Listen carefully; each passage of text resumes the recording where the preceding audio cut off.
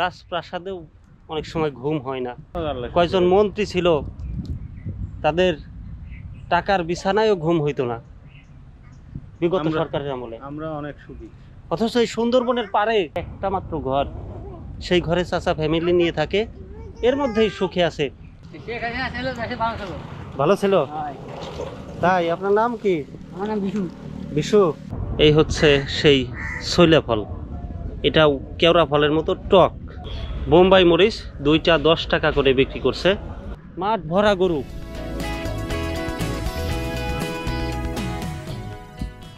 দর্শক, মোংলা উপজেলায় ঘুরছি আজ 10-12 দিন। এই 10-12 দিনে মোংলা উপজেলার বিভিন্ন স্থানে ঘুরে বেড়াচ্ছি, দর্শনীয় স্থান তুলে ধরছি এবং মোংলার বিখ্যাত খাবারও খেয়ে দেখছি কোথায় কেমন খাবারের স্বাদ। তবে এখনও মোংলার সেই বিখ্যাত নান্না বিরিয়ানি খাওয়া হয়নি। আজ আমার গন্তব্য মোংলার নান্না বিরিয়ানি। মোংলার নান্না বিরিয়ানি খাবো, খেয়ে দেখবো স্বাদ কেমন এবং আপনাদেরকে জানাবো এর স্বাদ আর দাম সম্পর্কে। চলুন বন্ধুরা, যাওয়া যাক সেই মোংলার নান্না বিরিয়ানি খাওয়ার জন্য।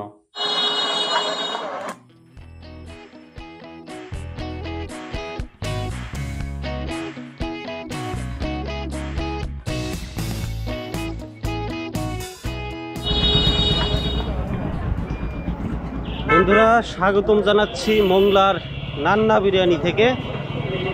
মোংলায় আসছি, আসলে মোংলার বিরিয়ানি খাওয়া হয় নাই, বা মোংলার আরো অনেক কিছু খাইছি। ভাই, এটা কি নান্না বিরিয়ানি? কত করে বিরিয়ানি? 30 টাকা। 130। কাচ্চি হাফ ফুল কত? ফুল 250। দেখি কোনটা এটা। পিস, একটা পিস দেখান তো। হাফ দেন তো, আমার হাফ দেন তো একটা প্লেট। বন্ধুরা, চলে এলাম সেই মোংলার বিখ্যাত নান্না বিরিয়ানিতে, যেই বিরিয়ানি মোংলার মধ্যে 1 নাম্বার বলা যায়। সবাই বিরিয়ানির কথা বললেই এই জায়গার কথা বলছিল। নান্না বিরিয়ানি 130 টাকায় হাফ প্লেট এবং ফুল প্লেট 250 টাকা।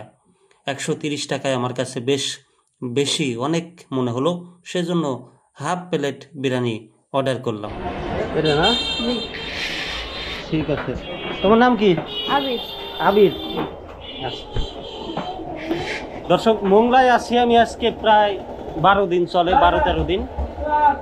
তো মোংলার এই পাশে রেস্টুরেন্ট আছে, তারপর জাহাঙ্গীর ভাইয়ের হোটেল, সব জায়গায় খাইছি।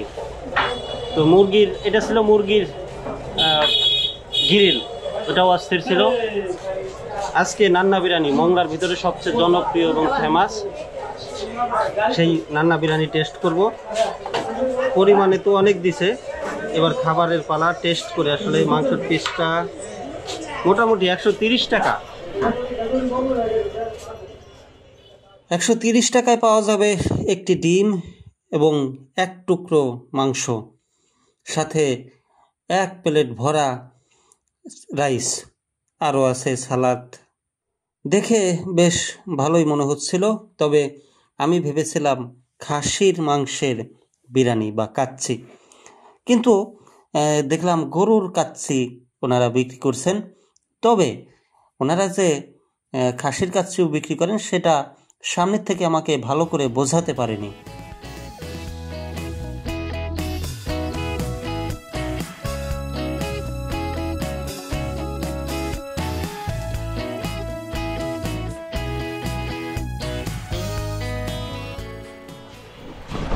দর্শক, মোংলার এই নান্না বিরিয়ানি বেশ মজাদার ছিল, যদিও এটা গরুর কাচ্চি ছিল না। আমি খাইতে চাইছিলাম খাসির কাচ্চি, কিন্তু উনি সঠিকভাবে বুঝতে পারে নাই। আমি ভাবছি যে তাইলে মনে হয় খাসির কাচ্চি। হ্যাঁ, যাই হোক, আমি গরুর কাচ্চি বলি নাই, ভিডিওতে আছে আমার, যদি চান আমি দেখাইতে পারবো।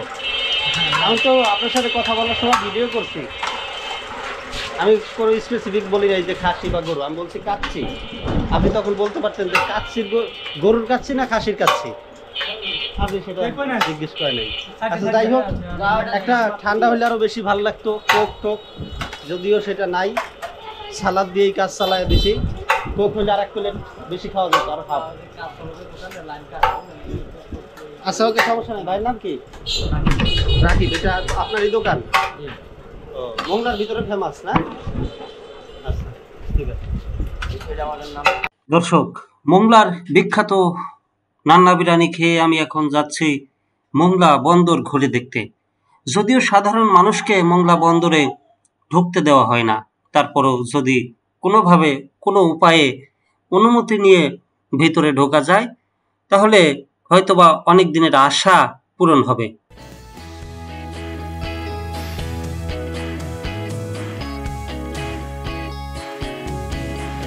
সেজন্য মোংলা বাজারের ভিতর থেকে সোজা চলে এলাম মোংলা খেয়াঘাটে।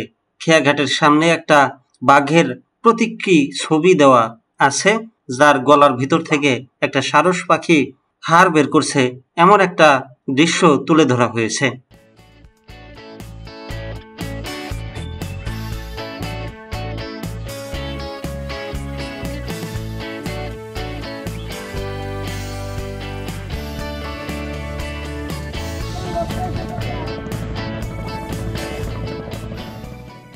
ব্যস্ততম মোংলা খেয়াঘাট, যার চিত্র ফুটে ওঠে প্রতিনিয়ত ট্রলারগুলো ছোটাছুটি করে যাত্রী নিয়ে এপার থেকে ওপারে।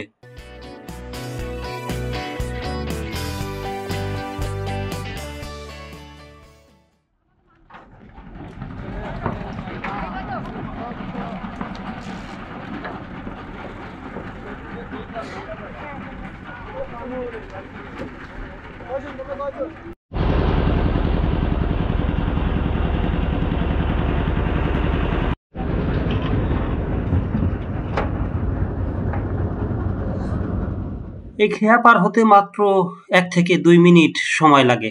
ভাড়া হিসেবে নিয়ে থাকে 4 টাকা বা 5 টাকা।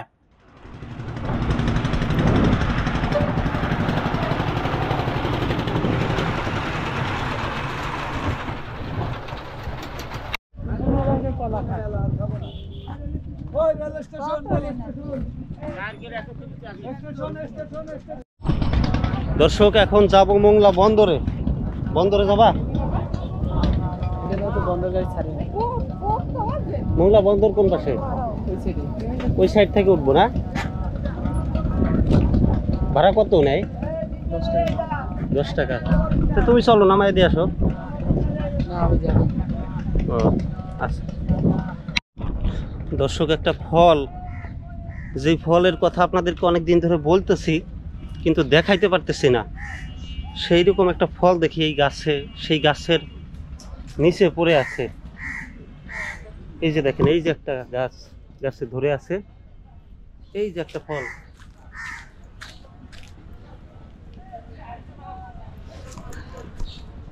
এই হচ্ছে সেই শৈলা ফল। এটাও কেওড়া ফলের মতো টক, খেতে দারুণ সুস্বাদু। পাকে নাই, আর কিছুদিন হয়তো বা পাকবে, আর কিছুদিন গেলেই। সুন্দরবনের এটাও একটা বিখ্যাত ফল, বা হরিণ টরিন, পশু পাখি অনেকেই খেয়ে থাকে।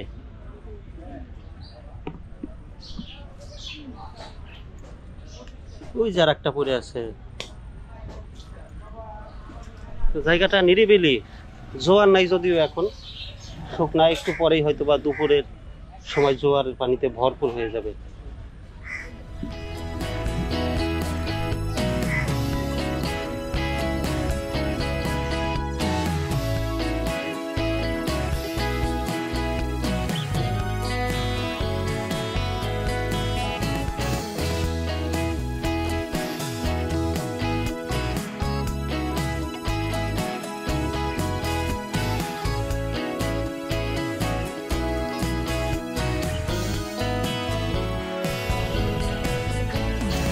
এটা কি মরিচ খালা? মরিচ কত করে সাজায় রাখছেন না? বোম্বাই মরিচ দুইটা 10 টাকা করে বিক্রি করছে। খাবারের সাথে কাঁচা খেলে আলাদা একটা মজা পাওয়া যায়, আলাদা একটা স্বাদ। ঘ্রাণ। হ্যাঁ, মরিচ কত করে আছে? দুইটা 10 না, আমার একটা দেন, ভালো দেখে একটা দেন তো আমারে। লোভনীয় স্বাদের বোম্বাই মরিচ দেখে আর লোভ সামলাতে পারলাম না, দুইটা কিনে নিলাম। ভাত দিয়ে, গরম ভাত দিয়ে খেতে দারুণ মজা। তো এটা হচ্ছে মোংলার বাস স্ট্যান্ড। এখান থেকে 10 টাকা রিক্সা বা ভ্যান নিয়ে যেতে হবে সেই মোংলা বন্দরে বা মোংলা বন্দরের সামনে।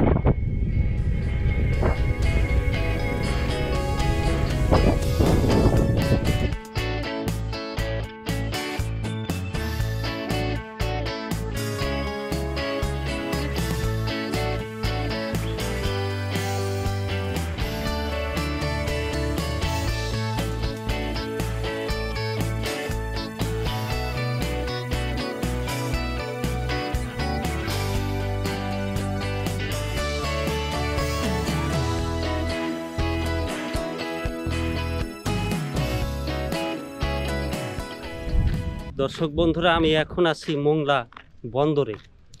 যে বন্দরের কথা বইতে পড়ছি, ছোটবেলা থেকে শুনে আসছি, কিন্তু কখনো এর ভিতরে ঢোকা হয়নি। আজকে আসছি একটু ভিতরে দেখার জন্য, যে ভিতরে কি আছে, কিভাবে কি করে, ভিতরে দেখা যাবে কি না। কেউ বললো গেট পাস লাগে, আবার কেউ বললো ঢুকতে দেয় না। তারপরেও আমি চেষ্টা করবো যে আসলে বন্দরের ভিতরে যদি একটু ঢোকা যেত তাহলে বেশ ভালো লাগতো। সেটা আমার জন্য ভালো হতো, আপনাদের জন্য, যে আপনারাও দেখতে পারতেন। আমার মাধ্যমে অনেক সময় অনেক কিছু দেখা যায় না সব সময়। চেষ্টা করব একটু। এই হচ্ছে সেই মোংলা বন্দরের গেট। আমরা একটু অনুমতি নিয়ে তারপরে ঢুকবো বা ঢোকার চেষ্টা। বন্ধুরা, এখানে গেটে কথা বললাম।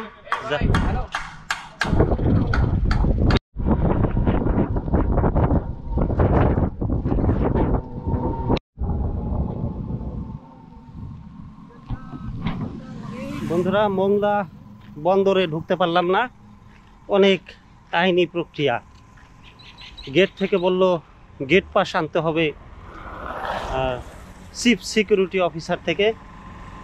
চিফ সিকিউরিটি অফিসারের কাছে গেলাম, তিনি তার অফিসে নাই, তিনি অন্য কাজে ব্যস্ত বা মিটিংয়ে ছিলেন।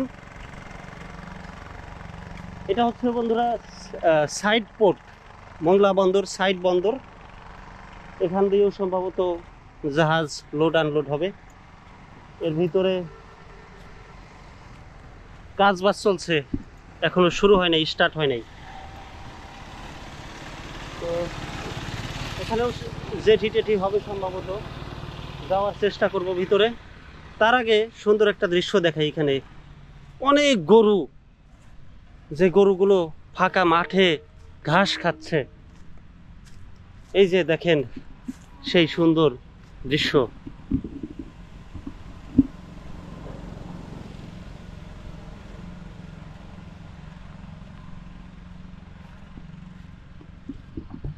দূরে দেখা যাচ্ছে কিনা,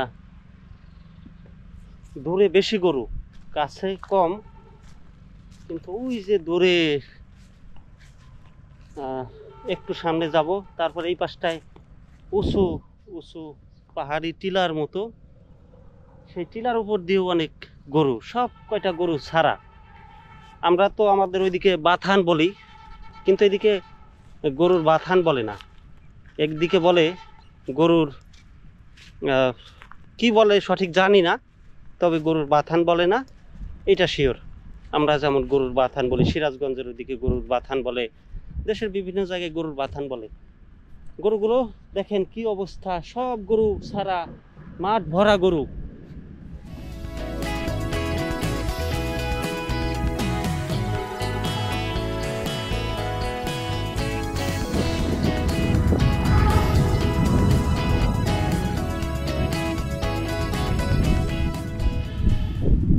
এই পাশে একটা নারকেল বাগান আছে, নারকেল বাগানে যাব। তার আগে যেটা বলতেছিলাম, যে আসলে চিফ সিকিউরিটি অফিসার তিনি ব্যস্ত। আর সেখানে পেলাম এক আমাদের জেলার বড় ভাই, রাজবাড়ী জেলার, রাজবাড়ী জেলা গ্রুপটা নাকি তারই হাতে তৈরি, 60,000 ফলোয়ার। তিনি দেখালেন সেই গ্রুপ। বললেন তাই তার ফাউন্ডার তিনি, এবং তাকে বললাম আমাকে একটু যদি বন্দরের ভিতরে কোনোভাবে প্রবেশ করানো যায়, কোনোভাবে বন্দরে জেটিগুলো একটু দেখানো যেত তাহলে খুব ভালো লাগতো, কিন্তু তিনি বললেন চিফ সিকিউরিটি অফিসার ছাড়া সম্ভব না। তাই আর সেই ভরসা বাদ দিয়ে বললাম তাহলে আমি আজকের মতো আসি। চলে এলাম। যাবার পথে এই জায়গাটায় গাড়ি থেকে নামলাম, দেখেন এই যে গরুগুলো ঘাস খাচ্ছে।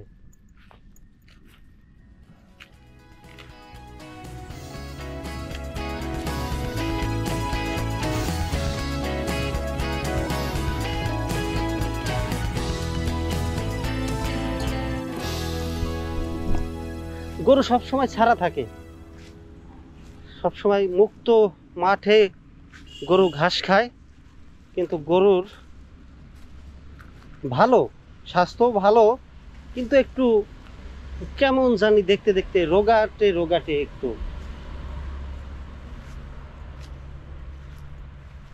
এই যে দেখেন নারকেল বাগান, এক ভাই নারকেলের ডালপালা ছাড়াচ্ছেন বা গোছাচ্ছেন। গাছ থেকে কি ডাল পারলেন? গাছের নিচের? ও, বাগান কার? সরকারি? আপনি কি নিজের কাজের জন্য নিচ্ছেন এগুলো? না, রান্না খাওয়ার জন্য নেন। আমি একটু দেখতেছি আর কি, ঘুরে ঘাড়ে দেখতেছি আপনাদের এলাকা।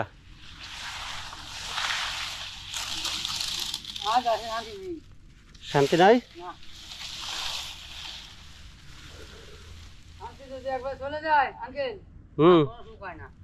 সুখ হয় না। হ্যাঁ,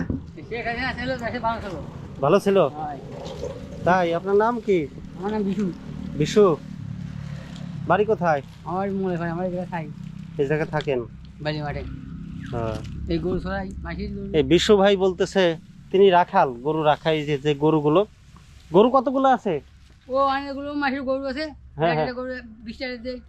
এক একটা গরু 20 টাকা? পেটের দায় এক একটা গরু 20 টাকা করে রাখেন উনি, রাখাল। তো তিনি বলতেছে যে আওয়ামী লীগ আমলে, শেখ হাসিনার আমলে তিনি ভালো ছিলেন, এখন ভালো নাই। তা আপনি তো রাজনীতি করেন না, তাহলে আপনি রাখাল, আগেও রাখাল ছিলেন? রাখাল ছিলাম। তাহলে আপনি আপনি তো আগে যেই কাজ করতেন এখনো সেই কাজই করতেছেন। তা আপনার তা আপনার সেই কাজের ভিতরে কি এমন দেশের সরকারি প্রভাবটা পড়ছে একটু বলেন তো। আমার প্রধানমন্ত্রী আসলে ভালো, দেশের ভালো লোক। তাই? শেখ হাসিনা আসলে দেশের ভালো হইল। শেখ হাসিনার আমলে কি আপনি বেশি টাকা পাইতেন? 20 টাকার জায়গায় গরু প্রতি? কেন, চাউল ডাল হতাম। চাউল ডাল পাইতেন? এখন পান না? বুঝতে পারছি দর্শক, এই যে বিশু ভাইয়ের মনের দুঃখ কোথায় আমি সেটা ধরতে পারছি। তিনি হচ্ছে শেখ হাসিনার আমলে চাল ডাল পেতেন, সরকারি রেশন পেতেন, সম্ভবত রিলিফ পেতেন। সেই রিলিফ এখন আর তিনি পান না, সেই জন্যই তিনি বলছেন যে তার আমলে ভালো ছিলেন, এখন তিনি ভালো নেই, এখন তার কষ্টে দিন যাচ্ছে। 20 টাকা করে গরু প্রতি নিয়েও তার সংসার চলছে না। নারকেলের বাগান ফাঁকা।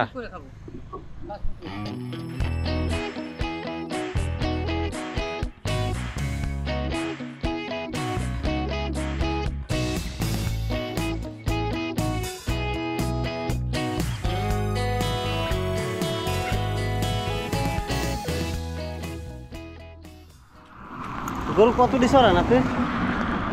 কতটি সরান?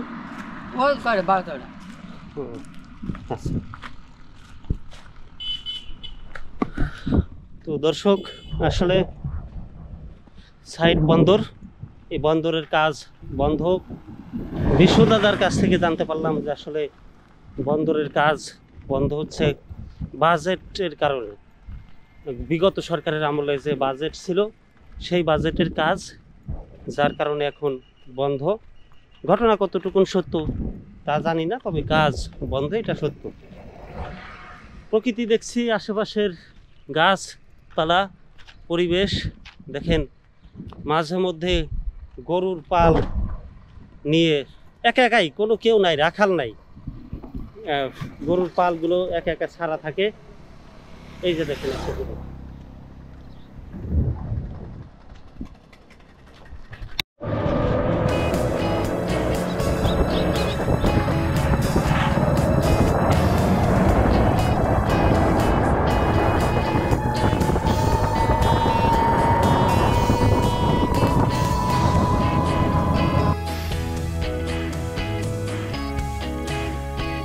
কাকি আসসালামু আলাইকুম, ভালো আছেন? বসে আছেন বাড়িতে?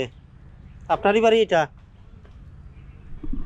তো দর্শক, সুন্দর একটা বাড়ি দেখলাম, বাড়ির রাস্তাটা অসাধারণ। এই যে দেখেন বাড়ির একটা গেট, মনে হচ্ছে যে এটা একটা প্রাকৃতিক গেট, আল্লাহ নিজের হাতে এই গেটটা বানিয়ে দিছে নারকেলের ডাইগ্যে দিয়া, আমরা বলি গ্রামের ভাষায় ডাইগ্যা, তারপর অন্য অন্য গাছের ডালপালা দিয়ে সুন্দর এক দৃশ্য তৈরি হয়েছে। এই যে দেখেন পুকুর, ছোট্ট পুকুর, ছোট হোক বড় হোক সবার বাড়িতে পুকুর আছে, এবং পুকুর ভর্তি মাছ। এই দেখেন, এই যে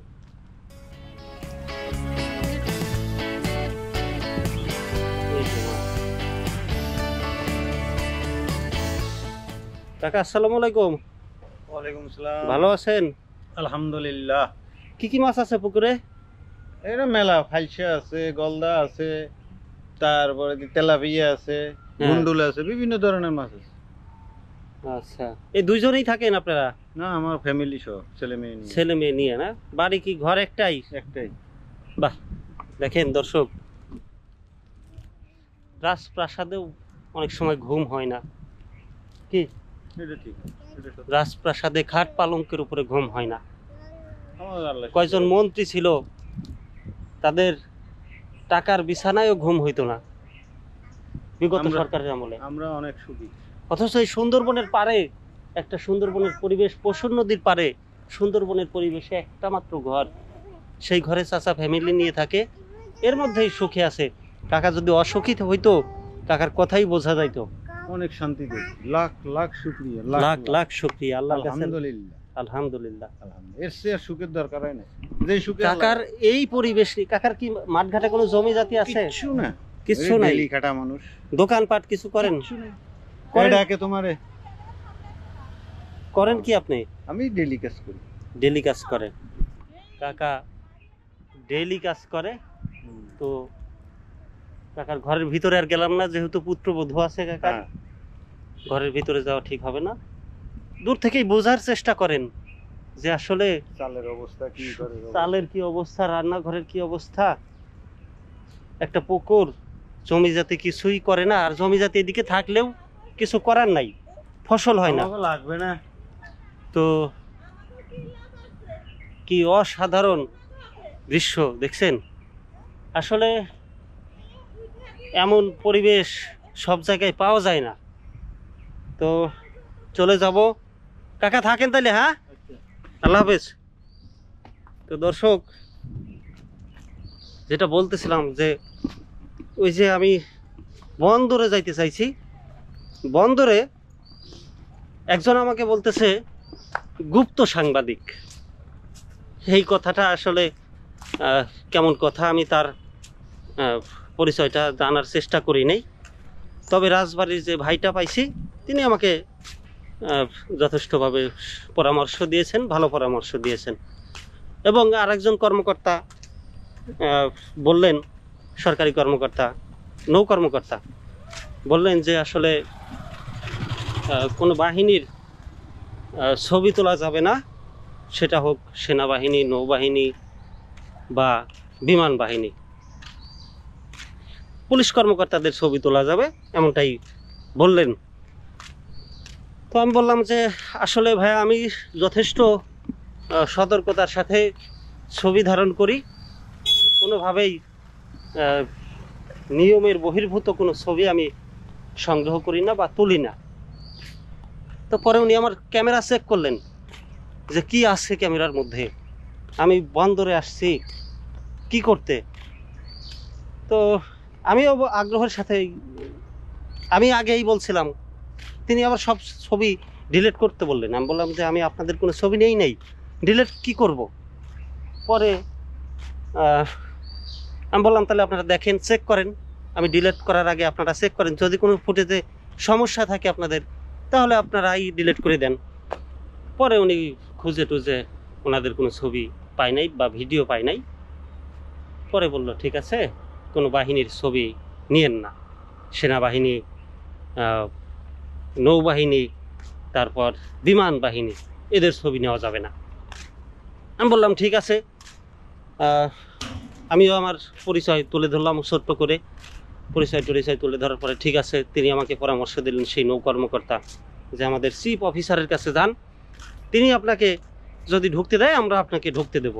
পরে আমি সেখানে যাই এবং চিফ অফিসারকে আমি তার অফিসে পাই নাই। পরে সেখান থেকে আমি চলে আসি। এখন সুন্দরবনে একটু হরিণ টরিণ দেখার ইচ্ছায় আশেপাশে ঘুরছি। এখন নদীতেও জোয়ার নাই, ভাটা, যদিও এখন মরাগনে জোয়ারের পানি বেশি উপরে ওঠে না, তাজা গুণে বা কি একটা গুণ আছে, সেই গুণের পানি অনেক উপরে উঠে আসে। তো যাই হোক, মংলার অনেক ভিডিও করলাম, অনেক ঘুরলাম, মংলার কাচ্চি খেলাম, জেলেদের সাথে সময় কাটালাম, তারপর আরও বিভিন্ন জায়গা আপনাদের সামনে তুলে ধরছি, পিকনিক করছি। সেসব ভিডিও যদি আপনাদের ভালো লাগে এবং আমার চ্যানেলের সাথে যদি থাকতে চান, আরও এমন সুন্দর সুন্দর ভিডিও যদি দেখতে চান, তাহলে অবশ্যই আমার চ্যানেল সাবস্ক্রাইব করে পাশে থাকবেন। ফেসবুকে যারা দেখছেন পেজ লাইক দিবেন, ফলো করবেন এবং সবাই মন্তব্য জানাবেন। মন্তব্য জানালে ভালো হয়। সবাই ভালো থাকবেন, সুস্থ থাকবেন। ধন্যবাদ।